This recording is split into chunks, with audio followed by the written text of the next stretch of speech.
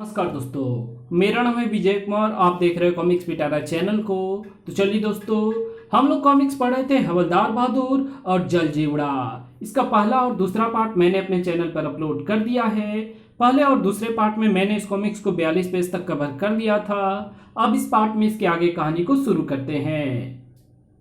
काफी दूर आने के बाद उन्होंने ब्रेक लगाए। उफ, सन की औरत थी, मेरी जासूसी पर झाड़ू फेर दी। तभी ए सुनो, फिस, फिस।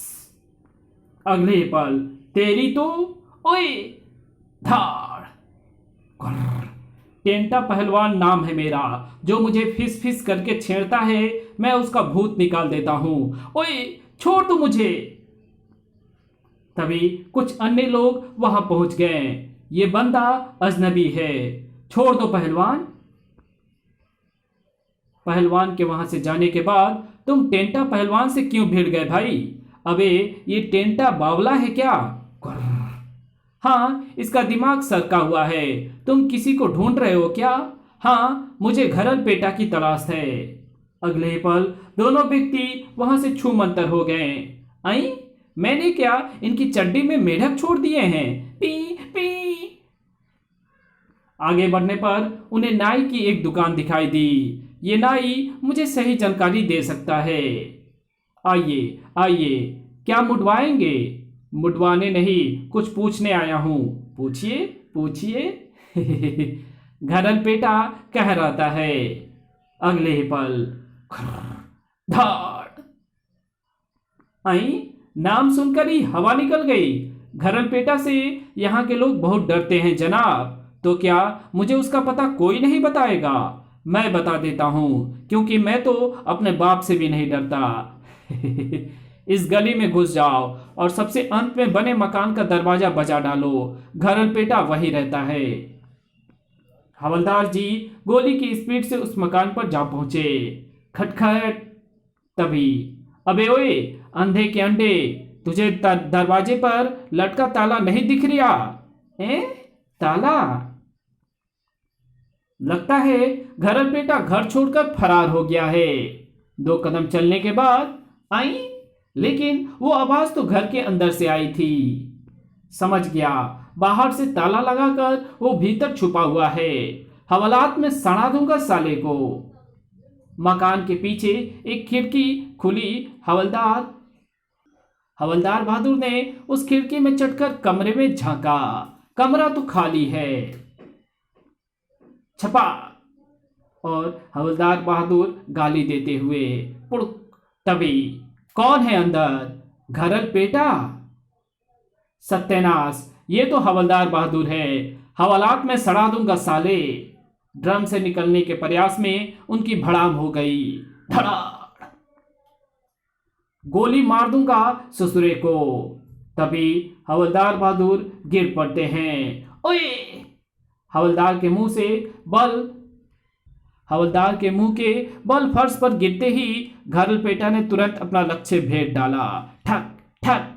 अब खिड़की कूद कर फूट लेता हूं। उफ, बैठक की हड्डी टूट गई है शायद।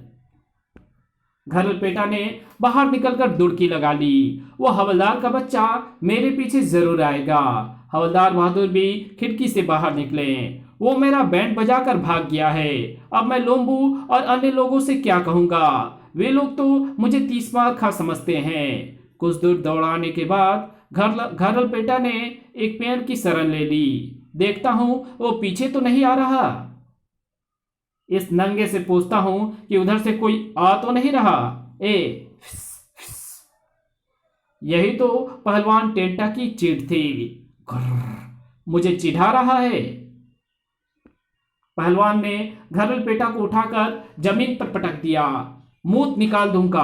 गुर्र, धाड़।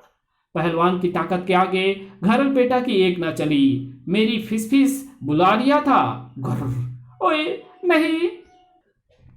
तभी ओए नहीं।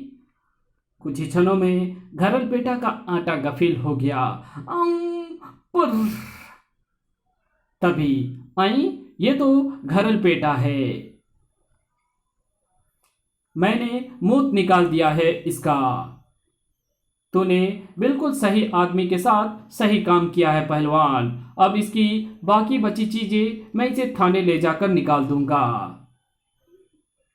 कुछ देर बाद थाने के एक कक्ष में, हाँ वे घरल बेटा, अब तू मुझे बताएगा कि तेरा जल जीवड़ा के साथ क्या संबंध है। मैं किसी जल जीवड़ा को नहीं जानता बे। इसे तो जानता है, सूखी लाल मिर्च। हाँ, और अब इसका कमाल देख। ओए, क्या कर रिया है। हवलदार एक के बाद एक मिर्ची अंगीठी में डालने लगा।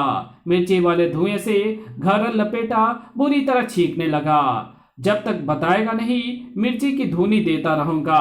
अच्छी अच्छी अच्छी अच्छी। बस कर मेरे बाप, मैं और नहीं छींक सकता। सब कुछ बताने को तैयार हूं। आ गया रास्ते पर। अब बता, जल जीवड़ा कौन है। वो प्रेत नहीं है, बल्कि एक वैज्ञानिक है। मेरी उससे रूपनगर में भेंट हुई थी और वही उसने मुझे अपने साथ काम करने की पेशकश की थी। घरल पेटा ने जल जीवड़ा के विषय में सारी जानकारी दे दी। अब मैं समझा, पानी पर चलना और आग जलाना ये सब जल जीवड़ा किसी वैज्ञानिक तरीके से करता है। अब मुझे ही उससे निपटना होगा। तभी गुरुजी, इसने कुछ बताया या नहीं। बहुत कुछ बताया है, तुम इसे लॉकअप में डाल दो। जलजीवड़ा से निपटने के बाद मैं इसे अपने साथ रूपनगर लेकर जाऊंगा। इधर जलजीवड़ा ने टापू वासियों को अपनी अंतिम चेतावनी दे डाली। तुम लोगों के पास जितने भी समुद्री मोती और कीमती पत्थर हैं, वो सब आज रात तक मेरे पास पहुंचा दो। अगर ना पहुंचाए तो आज रात में ही तुम्हारा पूरा टापू नष्ट कर डालूंगा। एक एक का बैंड बजाकर रख दूंगा। तभी वहां हवलदार बहादुर का आगमन हुआ। डरो मत, तुम्हारी कमाई कहीं नहीं जाएगी, मैं इसका जिम्मा लेता हूं। लेकिन तुम अकेले जलजीवड़ा का क्या कर लोगे, उसे बाद में देखेंगे। फिलहाल मेरे लिए एक नाव तैयार करो। अंधेरा होते ही मैं जलजीवड़ा से मिलने जाऊंगा। थाने वापस आकर हवलदार ने अपना बैग खोला।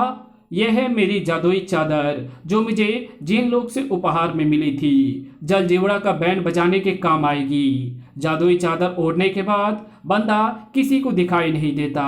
शरीर का कोई भी अंग चादर से बाहर आने पर दिखने लगता है। इधर काकोटा ने हवलदार के निर्देशानुसार काम कर दिया था। ये देखकर जलजीवड़ा खुश था। मेरे पास भेजने के लिए वे माल नौका पर लाद रहे हैं। अंधेरा होते ही हवलदार बहादुर वहां पहुंचकर नौका में सवार हो गया। मैं जल्दी उनका बैंड बजाकर लौट आऊंगा। हम आपकी सफलता की प्रार्थना करेंगे गुरुजी। नौका को सीप की ओर आते देखकर जलजीवड़ा की खुशी का ठिकाना ना रहा। एक बंदा नौका में माल लेकर आ रहा है। ऊ आऊ। तभी हवलदार बहादुर ने अपनी जादुई चादर को खोला और पूरा शरीर ढांप लिया। अगले ही पल वो अदृश्य हो गया। आई, नौका में सवार बंदा कहाँ गया, अब आएगा मजा। तट पर खड़े लोग भी हैरान थे। गुरुजी गायब हो गए। हमने उन्हें पानी में कूदते हुए भी नहीं देखा। नौका सीप के निकट पहुंचते ही हवलदार बहादुर धीरे से पानी में उतर गया। छप। मुझे लगता है ये माल लाने वाला बंदा हमसे डर कर रास्ते से ही लौट गया हो। अजी बंदे के क्या, हमें अंडे फ्राई करने थे। हमारे पास माल तो आ गया। ठीक कहा, नौका में जाकर माल ले आओ। सीप से सीढ़ी लटका दी गई। नौका में पहुंचकर जलजीवड़ा का साथी एक बोरी रस्सी में बांधने लगा। तभी उसने आवाज की दिशा में झांका। ये किसका सिर है?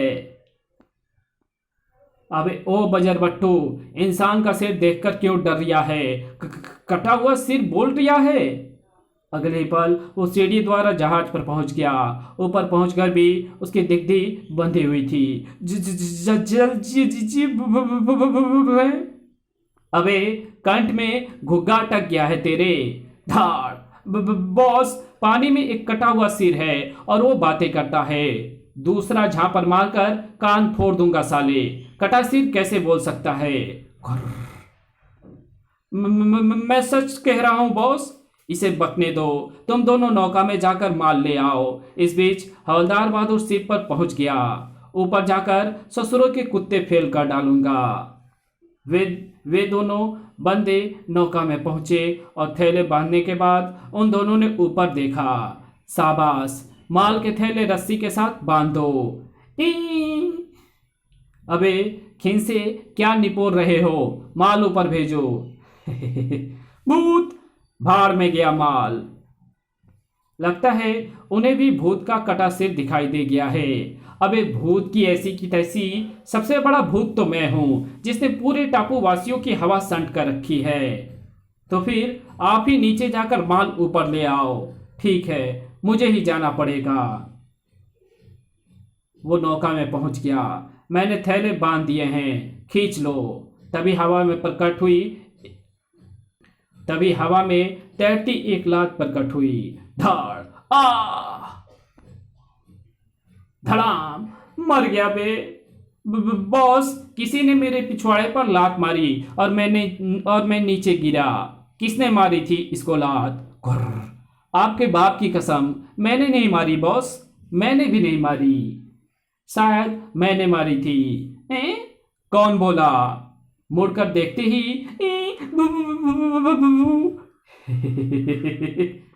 अगले ही पल धम, ओए, जल्दी दूसरा भी आ गया। बॉस, हमने भी हवा में तैरता एक भूत का सिर देखा है। चलो ऊपर, मुझे भी दिखाओ। उन तीनों ने ऊपर जाने के बजाय वहां से संटी होने में ही भलाई समझी। मुझे नहीं जाना, तुम्हारा साथ देकर मरना नहीं है। मुझे भी अपनी जान प्यारी है। ओए, वे पानी में कूदकर भाग रहे हैं। जरूर गुरुजी ने उनकी दुमों में दमदमा किया है। ससुरे को पकड़ने के लिए तैयार रहो। तट पर खड़े लोग आश्चर्य से देख रहे थे।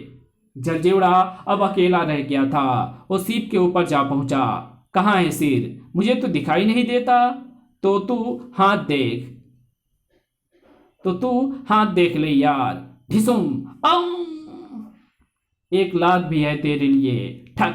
बाप रे, भूत तो सचमुच है। नीचे गिरे जलजीवड़ा पर हवलदार बहादुर ने सवारी गांठ ली। अब बता, तू नकली भूत है या असली? नकली हूं, मुझे छोड़ दो असली भूत जी। पहले अपने जहाज का राज बता, और ये भी बता कि पानी पर चलना और आग जलाने का नाटक तूने कैसे किया। ये साधारण जहाज नहीं, पनडुब्बी है भूत जी। मैंने इसे बनाया है, और पानी पर हम लोग नहीं चलते थे, बल्कि हमारे चित्र चलते थे। चित्र कैसे चलते थे? विज्ञान की दुनिया में होलोग्राफी तकनीक आए काफी समय हो चुका है। अब प्रोजेक्टर द्वारा किसी भी चीज की लाइव इमेज कहीं भी भेजी जा सकती है। देखने में ये इमेज बिल्कुल असली लगती है। उन्हें इमेजेस को देखकर टापू वासियों ने हमें भूत समझ लिया। तो फिर चल और टापू वासियों को यह कहानी अपने मुंह से सुना दे।